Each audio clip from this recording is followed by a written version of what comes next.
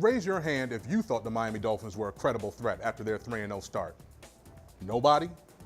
The defending Super Bowl champion Baltimore Ravens invaded Sun Life Stadium today, and they had their way with Colin Kaepernick's favorite team, earning their third victory on the season by the tune of 26-23. If you're a fan of firepower, you were begging for a blackout, even though it was a shining sun out there today. It was a battle of field goals as the Ravens nailed all 4 of theirs compared to the Dolphins, who missed their 4th attempt, a 57-yarder that would have sent the game to overtime. For me, myself personally, the most boring game a fan can attend is one where the offense is just good enough to get into field goal range, and that's what this was. It was another underwhelming performance for $120 million man Joe Flacco. He entered the game with more picks than you can count on one hand. Now maybe we can start the narrative about the rest of the offensive pieces having a little something to do with team success.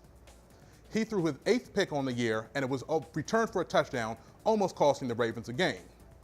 Common conversation about Baltimore is that they lost their leaders in Ray Lewis and Ed Reed, but people that actually watch the Ravens know that they might have been vocal leaders, but on the field it's Terrell Suggs. When he's not slandering the name of Sheriff Goodell, he was busy terrorizing poor little Ryan Tannehill to the tune of 3 sacks. The leader obviously isn't Flacco, who failed to throw a touchdown for the 2nd time this season. That's right, a big old chicken nugget in the touchdown column. Now on the other side of the field, the Dolphins have splashed back down to the shallow end, it seems like. They only had 22 yards rushing on the game. I ran more than that just to get to the studio today. Their 3-0 start seems like a mirage after getting their rears handed to them by the New Orleans Saints.